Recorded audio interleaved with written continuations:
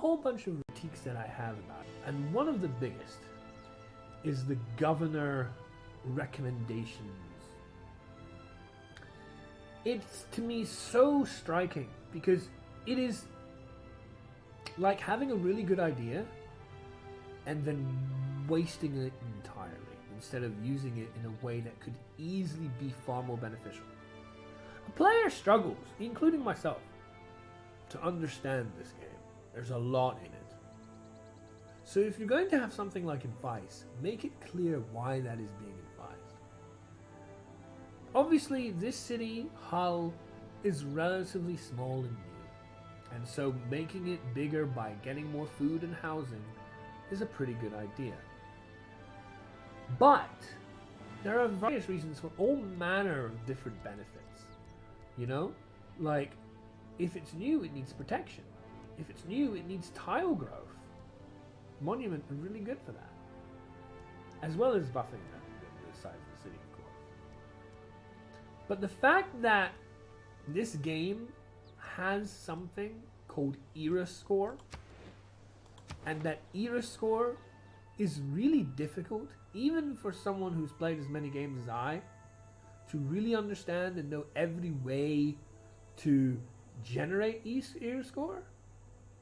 I personally feel that they wasted a huge opportunity whereby instead of this governor stuff being some generic advice that kind of tells you how to build a city, if they instead used these markers to denote everything instead that generated era score, like if it was put on a tile that was recently damaged by weather conditions, because that generates era score, whether it's to put it next to a spy, especially if it's the upgrade of the spy, because when you get master spy, that's some era score.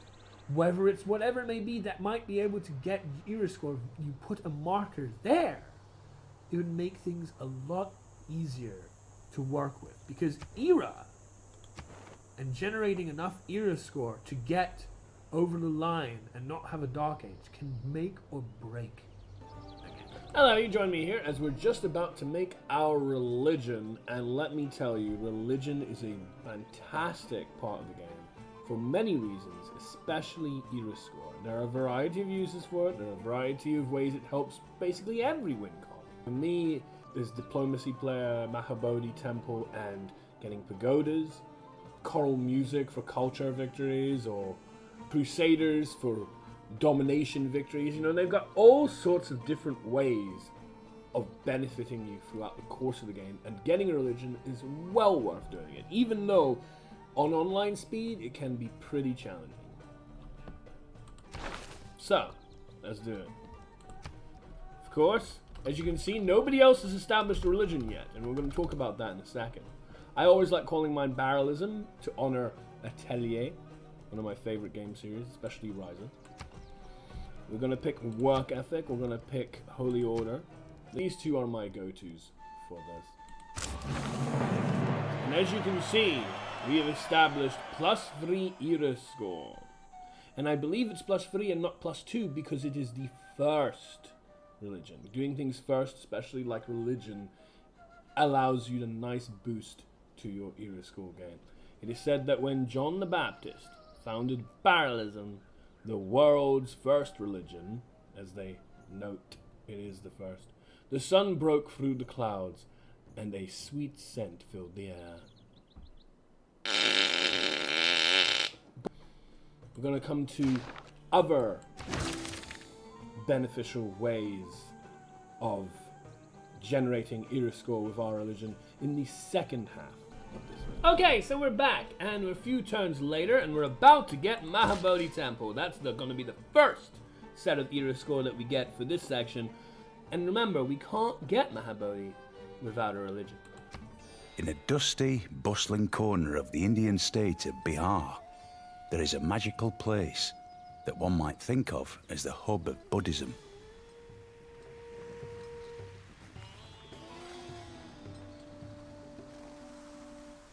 Very nice. I love this sort of like little videos they have. I hope they keep that for Civ 7. But anyway, we're on our way for a diplomatic victory, as per usual, what I love. Also, by getting Mahabodhi, a classical wonder, we unlock 2 boosts for the buttress and for the drama and poetry. And we get ourselves 2 more apostles. And with these apostles, regardless what their things might be, I might want to save it to Vengeance Defender, but for this particular video I want to just do this, which is evangelize it.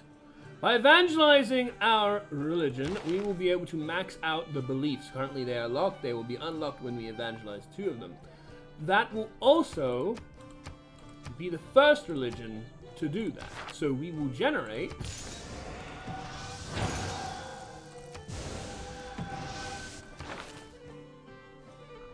go for Tithe and Pagoda because there it is, +4 era score because we are the first. Again, remember, being the first of things really helps getting your ear score up. The arguments of the theologians of barrelism fill great books, and it becomes the first religion to clarify its beliefs. So there's that, and then there is also, on top of this, the Launch Inquisition. Now, just show off the various ways you can generate era score with religion. There it is. And I think we also gained, because again it talks about first, an additional era score for this, because normally it's 1. We have 2. Look how much more. 6 plus the Mahabodhi. That's a 10 total era score just from religion. Now, of course, you have to build Mahabodhi, you need to get the apostles, but you don't get any of that if you don't have a religion. So the key part is, if you really care about era score and you haven't looked into religion, I highly recommend it. Early game here as we head from the ancient era to the classical era. And as you can see, other than a couple of city-states, we are completely isolated. There is nobody near us. So quite frankly, era score is rather irrelevant in terms of making sure that you avoid a dark age. If we were in a different game and we were surrounded by 2, 3, maybe 4 civs, that might well be a different story. But in this case, and it's a case-by-case basis thing, as a lot of things are in this game, you can judge that era score is nigh negatable. Having said that, it is always handy to keep on you some easy and immediate ways of generating era score at a moment's notice. So, here I have a couple of them. One is this builder. This builder is capable of building the Sphinx because we already studied craftsmanship. This means that anytime I can press this, this won't ever become obsolete through age and progression of the game. And given it's a one-charge builder, it's not exactly being wasted just sitting here until it's needed and wanted to be used. Another form of immediate era score that we can potentially look to gain from is this tribal village. Now, of course, this city-state unit has decided to occupy this tile, which is real unfortunate because the scout could have been able to take it this turn. We are currently a couple points short. This would give us one of the 2 required. Some era score is relatively safe, some era score is not. Another Civ certainly could take this tribal village, but at the moment we don't have it. So if I move my scout here, another form of early era score is making the Pantheon. As you can see, we currently have 6 points. If we generate our Pantheon, you will see that we now have 7 era score. Because our Pantheon is a +1 to era score. There's a whole bunch of things, especially at the beginning of the game. There are more tribal villages to be found, there are more opportunities of different sorts to be found, there are more things you can get first to be discovered and researched and done and all the rest of it. But the other point I want to make is not to panic. The reason why is not only do we have an immediate source of era score game, but also you never really know what's going to happen in the latter stages. We only have 2 remaining turns. However, in those 2 remaining turns, a lot can happen. For example, meeting a new Civ. მე ვარ თამარ მეფე ყოვლისა საქართველოისა. სთქუს სიტყვა ესე შენი და განაგრძე სვლაი ესე შენი. Civilize Sheni. I don't know what that means. Apparently it means say what you will and be on your way. Oh well.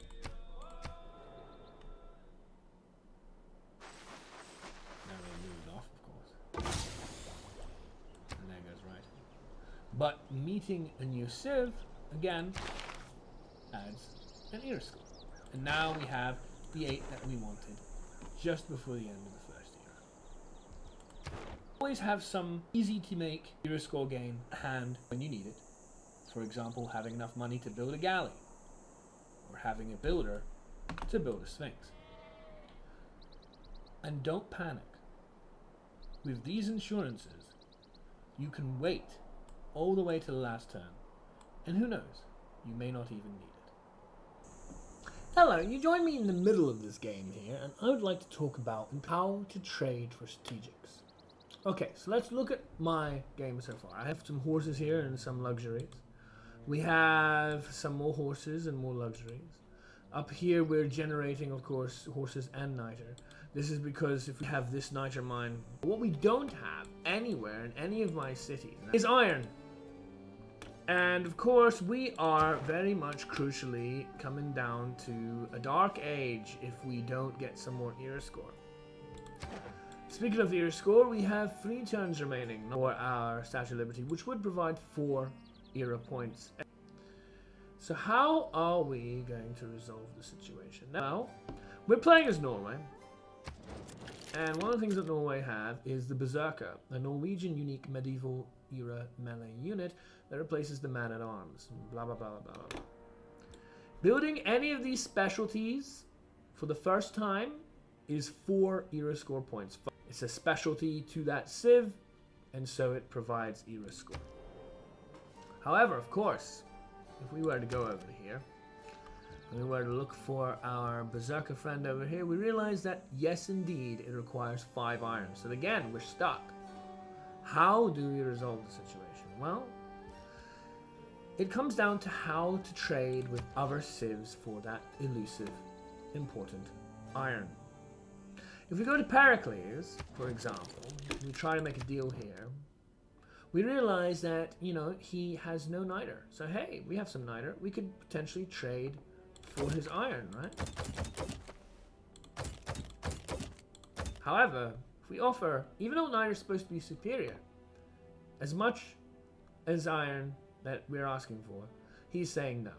In fact, if we continue to press all the through, doesn't matter how much niter that we give him, he's still going to say no. And you'll be like, well, why is this? You could even consider it a glitch. Wouldn't anyone sensible would be like, well, if I don't have any niter, I definitely value that more than the iron I have, and it's a higher, more advanced strategic, you'd think it would be viable. Well, how we deal with this situation and how we understand it is that he does not have 40, crucially 40, of iron. Because he doesn't have 40, he doesn't have anything called excess.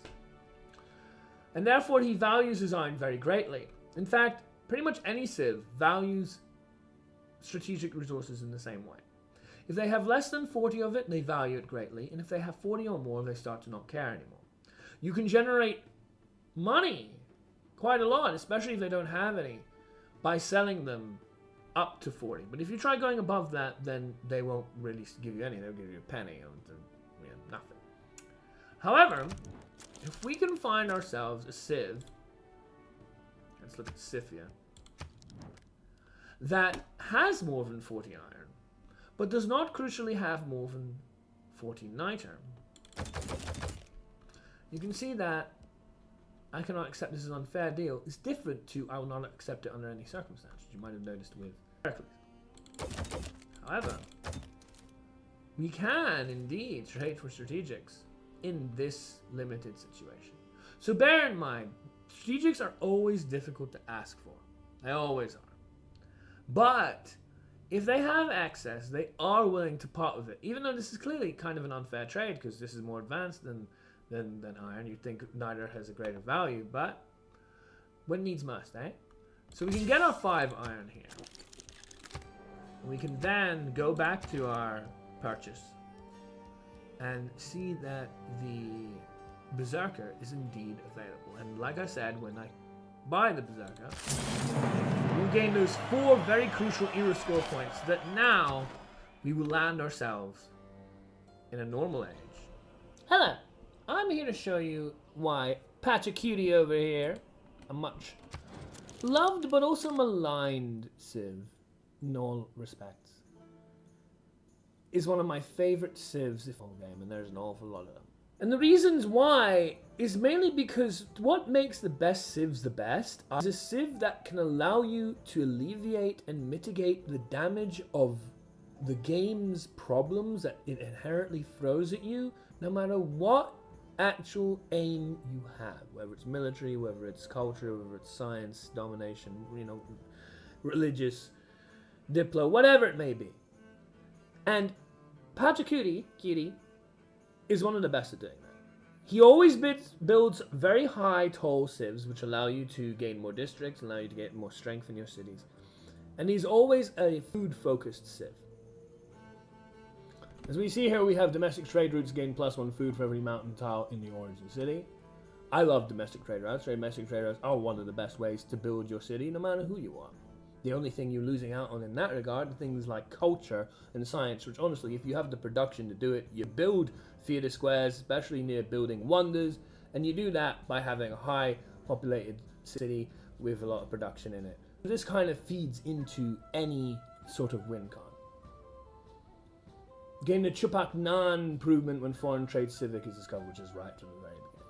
I'm a big fan of civs that offer me specialist options that A, aren't forced on you, like Eagle Warrior. I mean, you start with a warrior, so you always get that, even if you want to use it some other time. And have a bunch of them, because of the situation I'm about to show you. The Warak Ak, which is the medieval era unit. Now, I'm not a war specialist, so this might not be the very best unit, but he has one, which is relatively easy to get in relatively early game. But what I love about him is the Shapak Nan and the Terrace Farm. One of the obvious caveats and one of the obvious problems that happens whenever you're playing any Civ game is location, is the geographical environment around you. You can't do very much other than maybe install better balanced starts, which I'm completely vanilla, to do about that. You really can't. But there's certainly civs like Pachacuti here who offer you ways out. I don't have hardly any mountains. Thankfully I do, but barely any. And yet, in a single turn, I'm currently on a golden age. One of the biggest problems about having a golden age, especially if you're not the most nuanced with era score, and even then, is the likelihood of being in a dark age following it. I got a monumentality golden age, as you know, is a very strong thing to have. I'm about to settle the city, but it's in 3 turns. This thing is about to go in 2 turns, like I won't necessarily be able to have a good era score when the city is actually trying to grow. And look, this is already the loyalty in a golden age that I'm having to face against. Likelihood is, if I don't at least get a normal age, there will be loyalty pressure here too. But I'll be able to mitigate it and deal with it if it's a normal age. I won't be able to necessarily do so if I am stuck in a dark age. There are not many civs for as cheap a price as 125 gold and 2 builder actions that can save you from this situation. But we're about to see Pachacuti that can. We get the Chop Out Nan, that gives us +4 era score. We get the Terrace Farm, that's +4 era score. And to top it off, to save our necks, something that anyone else can buy, but they can't get the other 8, we're gonna buy ourselves a galley. With that 10 era score, all of a sudden, we have boosted 44 into 54 era score points, into a normal age, 2 turns remaining, and we are saved because we are Pachacuti. We are the Inca. Hello. In this part of era score, I want to talk about a civ that personally I don't like playing because, unlike Pachacuti, they don't get you out of a bind. In fact, this is possibly the only example of a situation that I find mind-bogglingly bad for era score. So, we're playing as Kupe. And Kupe does have their own specialty, but it's all tied up in one another. As opposed to having very easy to access Chapak Nan and Terrace Farm and all this sort of great era score you can use at any time, and you get it right from the word go. So you can use it in the first era and any subsequent era. You have this Toa, which is a very specific unit, which is actually very quickly outclassed. And you have the Pa. The array, is relatively easy to do, but that's only one thing, right? And I've already used it in this game. Why is this so strange? Well, the Pa unlocks the Toa ability to construct a Pa, unique to Maori, meaning this might be the only improvement that is built by a melee unit. And not just any melee unit, but a specialized melee unit in the classical era, very early on, that if you didn't get one, or you didn't keep one around for 100 odd turns, you don't even get access to the Pa anymore. It's crazy. Like, look at this.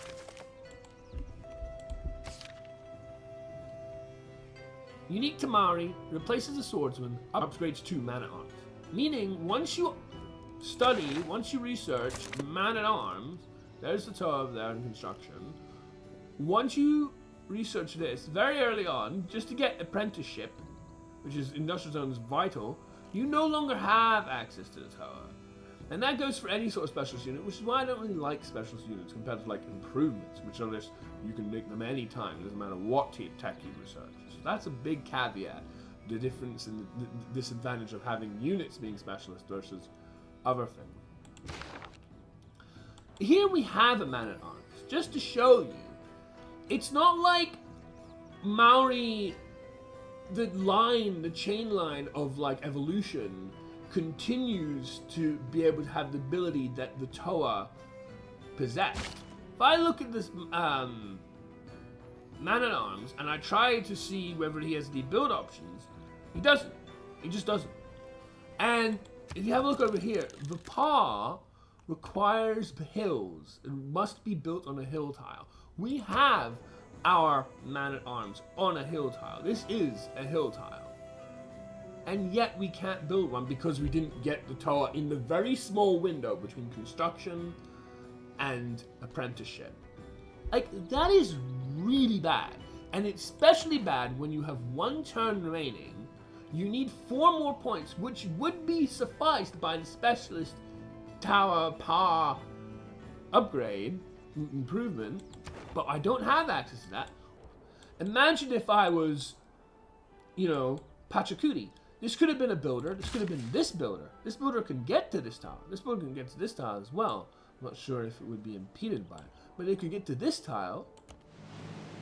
I know I have a neighborhood ready to be built there, but we could get to this tile and build a terrace farm, and then we would be good. We'd be golden, no problem. But instead, we have the devastation that is being 3 points short of a normal age. And if I was to pass the turn, so the thing to take away from this is, if you're gonna have a specialist unit build something special, I don't feel it should be locked out by advancing research. AKA, I think that line, in this case melee units, all subsequent melee units past the Toa should be able to build a Pa for the Maori. Because if the Toa is the only unit that can build the Pa, and then it gets quickly outclassed by a man-at-arms, and you no longer have access to the Pa, that is 8 era score that you are not allowed to get access to unless you fulfill a very specific window and hold onto that unit for that length of time. It's now probably 100 turns since I lapsed past the Toa. And as you can see, as a result of not having that easy access to era score, we now are in significant trouble. This city has a -22 fall.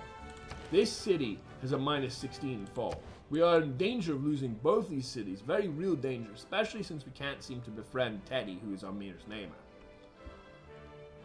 I cannot stress to you how much simply having access to easy, clean, ever-present era score boosts, in my mind, makes a significant difference between an amazing Civ like Pachacuti and an absolute terrible Civ like Kupe. Coming back to era score, we're going to talk about Gran Colombia, one of my favorite Civs. It's because of things like the Commandante. Take a look here. We get 4 era score for our first Commandante, a real nice boost to early progression in the medieval era to our era score. Also notice how we got some era score for avoiding Dark Age. You know, that's a nice little bonus as well to be aware of. As you can see, we're only 8 points away already from getting to the normal age with 20 turns remaining. Starting. So, I'm going to go with you through something that's a little tricky to pull off, and certainly very niche, but it both shows what you can do with your score and the power of the Commandante with Gran Colombia. Here we have quite a setup whereby we're being, surrounded by barbs. And I need to make my way out of here, hightail it, because my warrior and archer are not strong enough to deal with all of this. However, with the help of our Commandante, we are going to be able to achieve something that the game itself considers to be quite remarkable. So, we'll start with upgrading our unit to full health. Now, the beautiful thing about Gran Colombia, one of many things, is that you can upgrade units before their movement is out and still use their remainder. That is incredibly powerful, because once we hit this woods tile with our 2 remaining movement, we won't be able to do anything. But if we upgrade the archer now, which I'll go with volley simply because we're dealing with units for the time being, even though I do generally prefer garrison, I can still move to the defensive position here. By utilizing our great general, our Commandante over here, we can position ourselves like so. This will attract the barb's attention, because as you saw from the great person Gambit, they love trying to take down great people, and give us the opportunity to snipe down the skirmisher.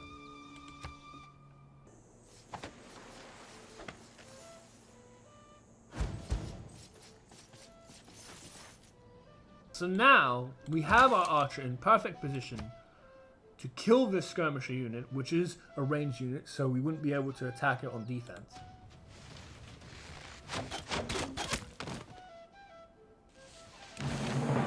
And there it is. Francisco de Paula Santander leads the troops in parade after a stunning victory for +2 era score. Which is, you know, like I say, an example of opportunism. And opportunism is an ever-present thing in Civ. Not necessarily something you're going to likely run into fairly often, but something to bear in mind, especially if you're looking for that golden age. Simple one here, but important nonetheless. All wonders you build give you 4 era score. That is a huge amount of era score. And in this coming turn, we are about to build Statue of Liberty. I have 1 turn remaining on my Statue of Liberty. I am running a Diplo game. Statue of Liberty is quite important in regards to winning a Diplo game, so it's good that I've been able to build it. I would always advise trying to formulate a plan, an overall game structure for your build that would include building at least 1 wonder. Science, maybe Ruhr Valley or some Oxford University or something like that. If it's military, if it's domination, Alhambra, I don't know. Something, maybe Venetian Arsenal to double those naval units. Something. Build at least 1 wonder that really helps your overall game plan and have it factored into your overarching structure. Okay, this is where I want to get it. This is when I want to build it. This is how long I want it to take the build, and so on. This is how I'm going to accelerate the build, and so on. Because as long as you have something that you can work towards, you can almost pretty much guarantee that you will generate that era score alongside the benefits of that towards your win card. And it's an easier way of formulating and making sure that you take advantage of such a powerful source of points.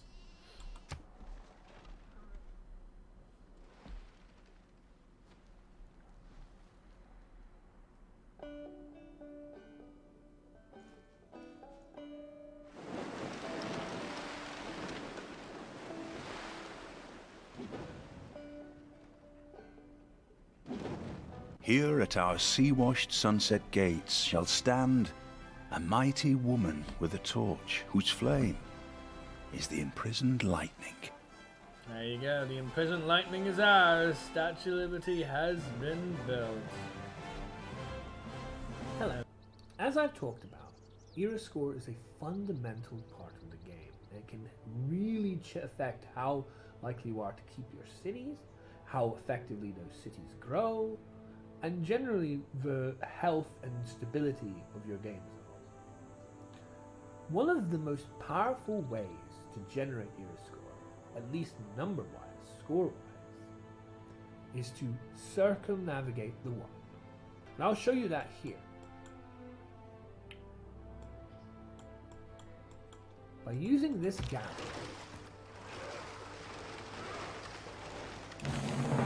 I have just circumnavigated the world, and it generates a whopping 5 era score.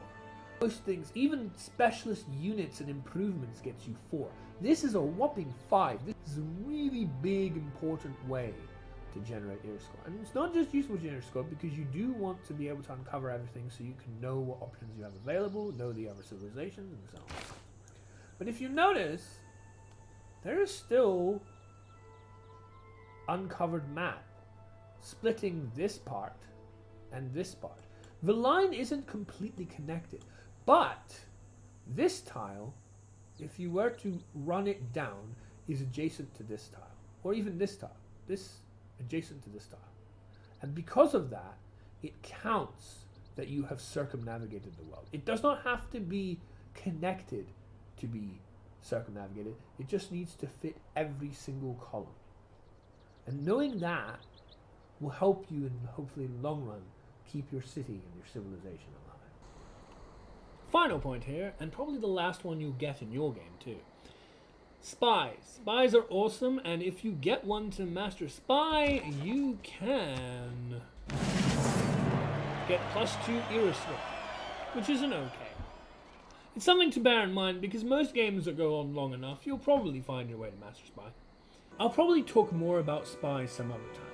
Let's just say I'm not a fan of counter-spying. The fact that you have to put a particular city and you have no idea which cities are being targeted, instead of having the ability for your spy to counter-spy for the entire empire alone, when you don't really get very many spies anyway, and they're kind of difficult to build, and you can only build spies, you can't buy them, all that sorts of stuff. Talk about that more. But basically, I hope you've enjoyed this section on how to develop your score. I really do enjoy the constant race where you keep in line with what kind of era score, and the creativity that can project in various different games, from deliberately getting a dark age so you can get a heroic age, from pushing an early golden age so you can get monumentality. All these sort of things provide a lot. Remember, this is not in the base game. This is something that was introduced in Gathering Storm, if I remember correctly. So, like diplomacy and some other things I might talk about, doesn't apply to necessarily every version of the game, but if you're up to date, don't worry, spies will be there. I really hope spies get a better, more impact in Civ VII. I think they're a really cool mechanic, and I think they are useful. But right now, beyond siphon funds, probably not worth investing further into. But siphon funds still pretty powerful. You can get a whole bunch of gold that way.